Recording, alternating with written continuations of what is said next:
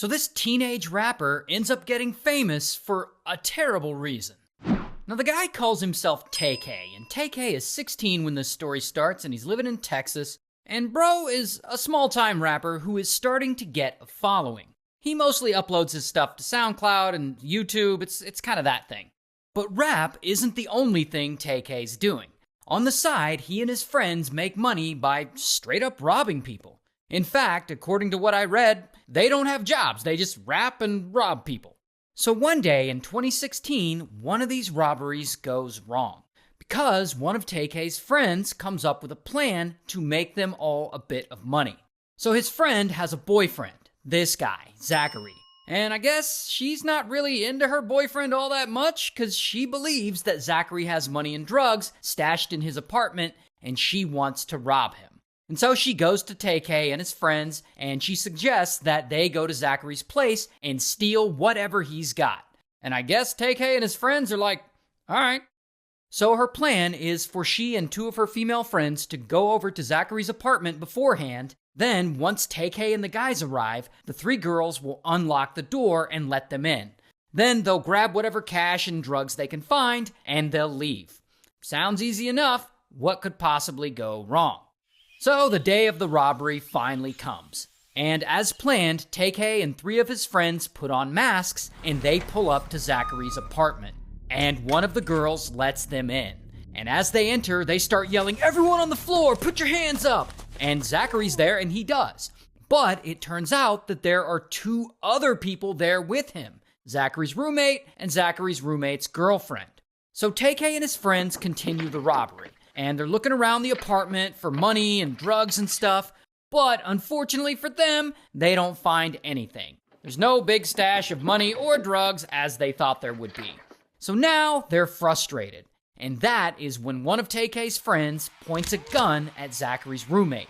And I don't know if it's intentional or what, but blam, he shoots the guy in the stomach. And this, unfortunately, kills him. Meanwhile, one of the other goons shoots Zachary in the shoulder, but luckily he survives. Then TK and his friends and the girls all realize that this robbery has gotten out of hand, so they all flee the scene. Now, eventually, police show up, and they start investigating, and pretty quickly they identify the people that were involved. And so, bam, they track down and arrest TK and all of his friends. And all of them are charged with the murder of Zachary's roommate. Now, while waiting on his trial, TK actually gets out of jail and he's placed on house arrest and he has to wear one of those ankle monitors. So several months go by and it's now 2017. And TK, he's still chilling at home on house arrest. And while he's there, he's been recording some new music and releasing it on his SoundCloud. But honestly, the dude is starting to get bored. I mean, he's been stuck at home for months and bro isn't about that life. And he decides it's time to go on the run. So he gets on Twitter and he tweets, "Fuck this house arrest."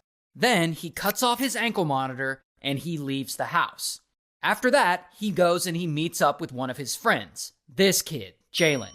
And Jalen is also on house arrest. And Jalen cuts off his ankle monitor too. And together, the two of them come up with a plan to flee to San Antonio. But there's a problem.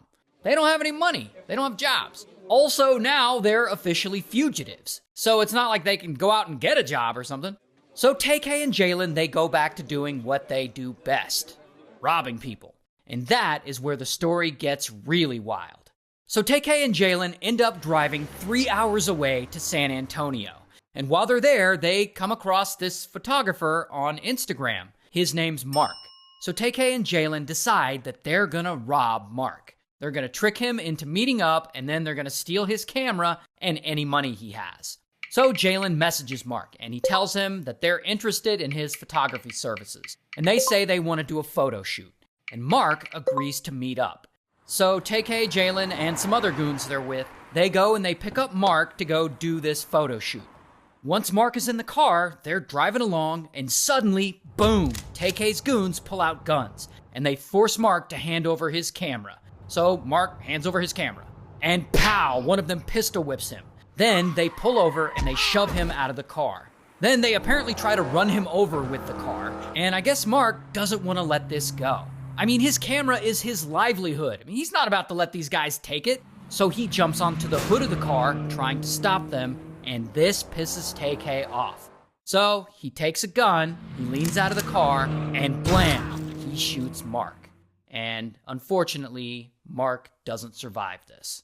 So now what are Tay-K and Jalen gonna do? They're involved in 2 murders. So they do the only thing they can. They skip town. And they drive from San Antonio to Arlington. And while they're there, I mean, they should be laying low, but Tay-K ends up robbing a 65-year-old man. So they end up leaving the state. And Tay-K and Jalen drive from Texas all the way up to New Jersey, where they hide out and they stay with some friends, I guess. And during this time, Tay-K starts making and releasing music again, as if he's not supposed to be hiding out from the law. In fact, he makes a song called The Race that flexes about his fugitive status and alludes to his crimes, and he records a whole-ass music video for it. And at one point, you can actually see him in the video standing next to a wanted poster of himself. And so he releases this song on SoundCloud, but not the music video yet. And the song starts getting a lot of traction. So Tay-K, he's getting all kinds of attention now. He's like getting recognized by fans. They're like stopping him for pictures and shit. Meanwhile, the US Marshals, who have been looking for him, they still haven't been able to find him. So it's starting to look like Tay-K and his friend Jalen might actually get away with their crimes. Until the US Marshals inevitably get not just one tip, but dozens of tips that Tay-K was sighted in New Jersey. And so they track him down. Now, on this particular day, Tay-K actually releases that music video that he shot. And he tweets out, "The feds can't hold me back, here it go," with a link to the video. Shortly after he tweets, "The feds can't hold me back," feds bust in, and they definitely hold him back because bam, they arrest him. Here's his mugshot. Also, bam, they arrest Jalen too. Here's his mugshot.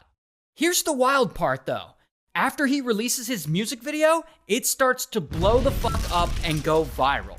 And it quickly gets hundreds of millions of views on YouTube, and the song starts charting on the Billboard Hot 100. So this terrible ass song ends up getting 255 million views. So all this makes Tay-K internet famous, while he's in jail awaiting his trial. And his song actually ends up going platinum. Anyway, in 2019, Tay-K goes on trial for the first murder. Even though he's not the one who pulled the trigger, he's actually convicted of murder and aggravated robbery, and he's sentenced to 55 years in prison. Later in 2025, he's tried for the murder of the photographer Mark, and for this, he's sentenced to an additional 80 years in prison. While Jalen, he's also found guilty and he's sentenced to 30 years in prison.